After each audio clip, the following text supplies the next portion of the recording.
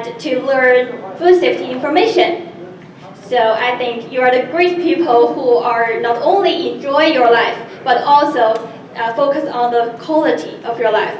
So it is your coming to make our events more variety. So thank you again for your coming. And let's welcome Autumn Shock. Let's welcome Mr. Lu, Director of Confucius Institute, to give us a brief introduction of this workshop. Thank you.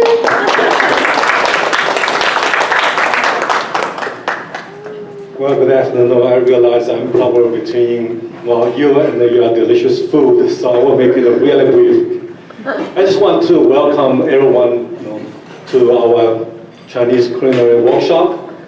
K-State established the Confucius Institute about 2 years ago to promote the Chinese culture and the understanding of what's going on in China and so on. So we sponsor various cultural activities like today's, and we also offer fun, practical, non-credit Chinese language classes. So if you are thinking about picking up another language, Chinese may be the one for you to learn. And it's really not that difficult to learn, and we got a number of native speaker teachers at the Confucius Institute, and most of them are here today. And I also want to take this opportunity to thank the Kansas Department of Agriculture for their support. Autumn is here, and I understand you will be making a few, 12 your colleagues too. So thank you very much for your support. And I also obviously want to thank the Happy Valley Chinese Restaurant. Well, Ms. Xu Xiangxun and her husband, both of them run the Happy Valley Chinese Restaurant, probably one of the best, if not the best, Chinese restaurant in town. And well, without further ado, welcome and have a good time. Thank you, Mr. Lu. And now I will give you a brief introduction of Chinese food. Okay. So how much do you know about Chinese food? Is anyone? Okay. So there are a variety of great food in China, and we have lots of ways, different ways to cook it. We boil it, we fry it, and we roast it, etc. And the different food in different places has different feature. So for example, we have hot pot in south, and we also have mutton slash leg in west. Okay. And Chinese food is amazing, not only because it looks good, and it also tastes good. And besides delicious, it is also safe and nutritious. Just like the food we are going to make today, kung po chicken and fried rice. So this is kung po chicken, and this is fried rice. Okay, so the first thing we want to make sure is that the food we eat is safe. So we would like to give our heartfelt thanks to KDA, the authority of food safety.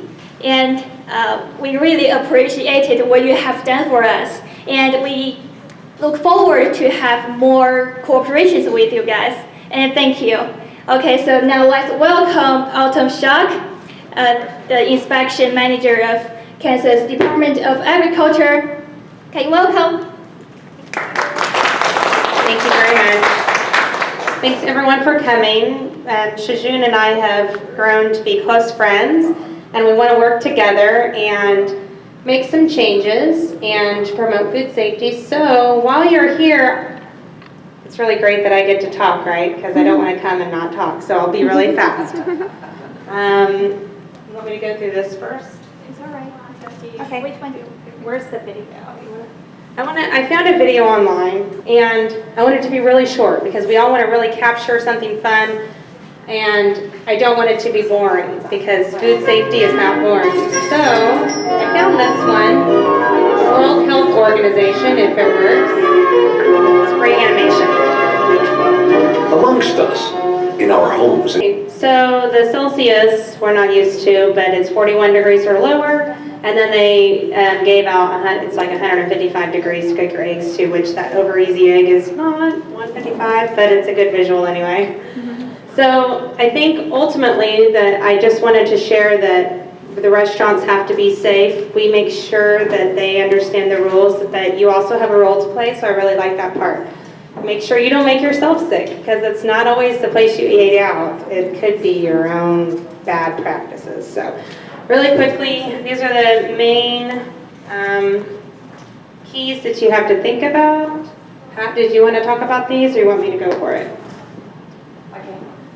I'm gonna put that up. This is a portion of our Focus on Food Safety class that we give to people in the restaurant industry, but I cut out a ton of it. I have 12 slides. It's very, very quick. It's very, very easy, but you'll get some education out of it. It takes 6 hours. I am so glad that you all decided to come. This is awesome. I appreciate everything, you guys coming and seeing everything. Okay, so am I going to advance this? This one. Okay, here we go. Okay, so you have several risk factors. You want to make sure that hygiene is important. Your food source is probably your number one. Inadequate cooking, your improper holding, what would that be? Your improper holding, that would be maybe your hot holding isn't 135 degrees or above, or your cold holding isn't 41 degrees or below.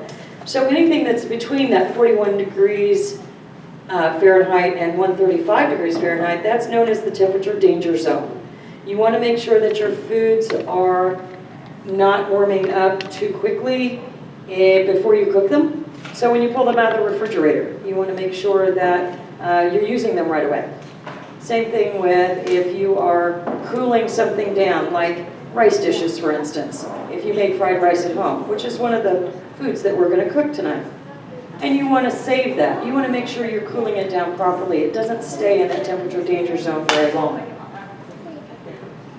When we talk about food source, you want to make sure it's from an approved source. In other words, going to your local grocer or your food distributor if you're a restaurant. These are the things that you want to do.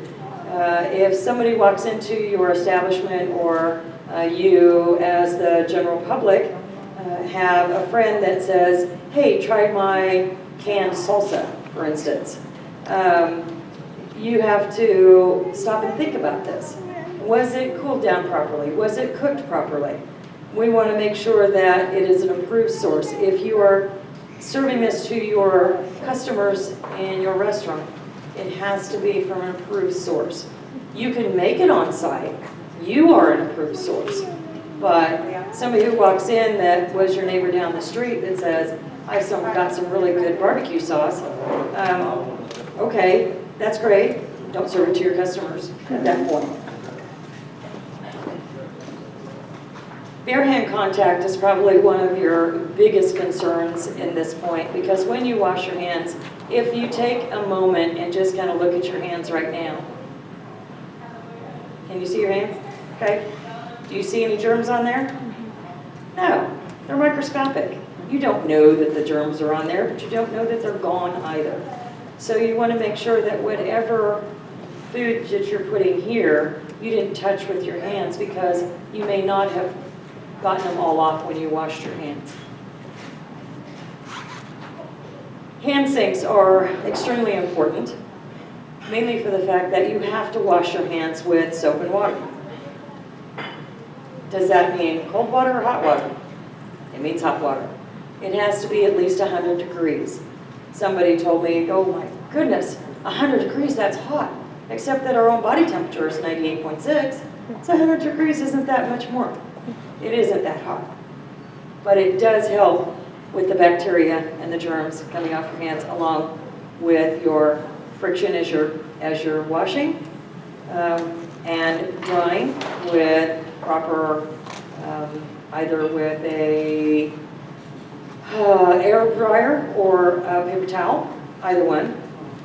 And I know I'm looking at you guys, you think you're getting boring here. So, improper cooking temperatures. You want to make sure that your chicken reaches 165 degrees on the internal temperature for at least 15 seconds. You want to make sure that Salisbury steak was reaching at least 145. So these are the temperatures you must meet. 9 times out of 10, you will cook much hotter than that. And you will cook much longer than that because you'll want to tenderize it as it cooks. But it does need to reach those temperatures. Can you tell by looking at that whether it meets the temperature or not? No. That's where your thermometers play a big part in that, because it's not surface temperature, it's internal temperature. So a thermometer is very, very important. Some thermometers have a probe, the sensor's on the very tip. Those are thin probes, thin tip probes. That's great because all you have to do is just kind of lightly stick it in there. Others are a probe where the sensor is halfway up the shaft.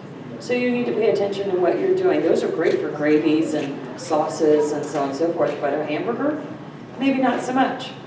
So know which kind of thermometer you need to use, and make sure you're cleaning it before and after you put it in the food so that you're not taking any type of contamination and introducing that into the food.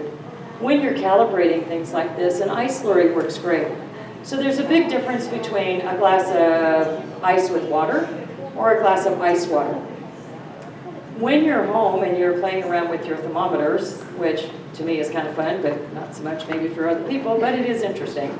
Take your thermometer, make a glass of ice water, put it in, make sure your sensor is right in the middle of that ice, and make sure it's below the ice. And you will be surprised at the temperatures you reach. That is why an ice slurry is extremely important, because it is ice from bottom to top. Therefore, your freezing temperature, which is 32 degrees, that's what your thermometer should be reading. On these dial thermometers, there is a nut right underneath this dial face. That's how you change it to 32 degrees when it's in the ice slurry, so that you can always make sure your thermometer is accurate. If it's at a digital, change your batteries and double check on that one. There are some digital thermometers now that you can actually adjust your calibration. So look at your owner's manual when you come. It's a 2-page read, if that. Make sure that you are keeping your date marking correct.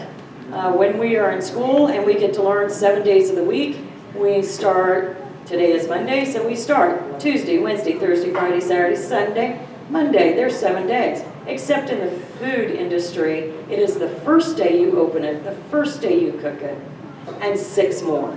So it's the total of 7 days. So today is Monday, which is number 1. Tuesday, Wednesday, Thursday, Friday, Saturday, Sunday. And then it either has to be used or discarded. Remember we were talking about the temperature danger zone. Make sure you are keeping your cold holding at 41 or below, or your hot holding at 135 and above. In the event that it drops below that 135 or increases above to 41 degrees, know your time. There are 3 best friends you have in this industry, and I call them the 3 T's. They are time, temperature, and test strips. We'll get to the test strips later. The time. Know what time you brought it out of the refrigerator. Know what time it hit 135 and is starting to cool, because you only have 6 hours to get it down to 41 degrees. But in those first 2 hours, you must reach 70.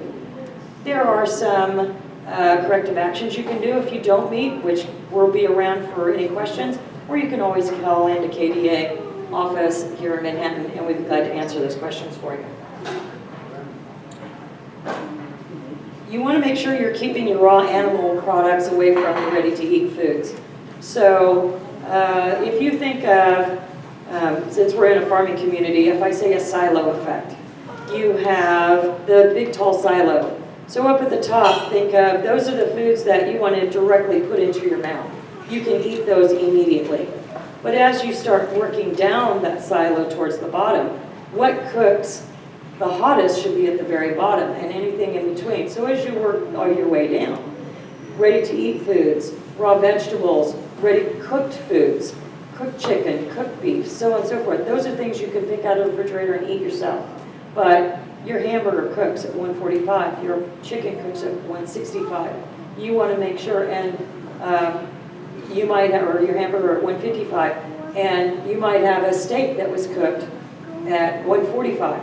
You want to make sure that these things are, so if something leaks from here to the next one, this next one, when it gets cooked, it's going to cook off anything that might have been contaminated.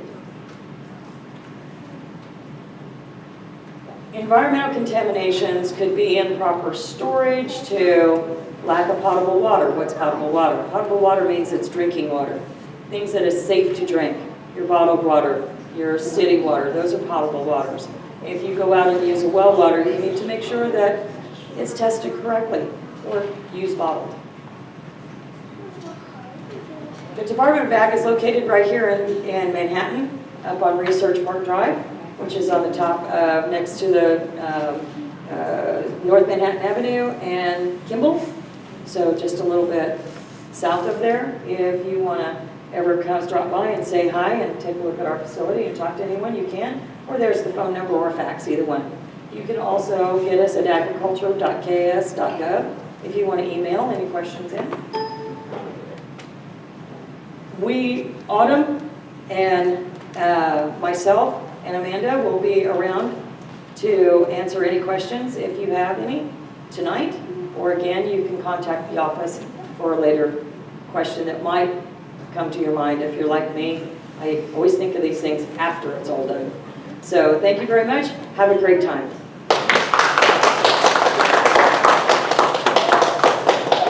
All right, so the chefs we invite today are from Happy Valley, the local Chinese restaurant here. And Happy Valley and Confucius Institute are already make friends, and we really appreciate it for your support. So let's welcome Mr. and Mrs. Guo from Happy Valley.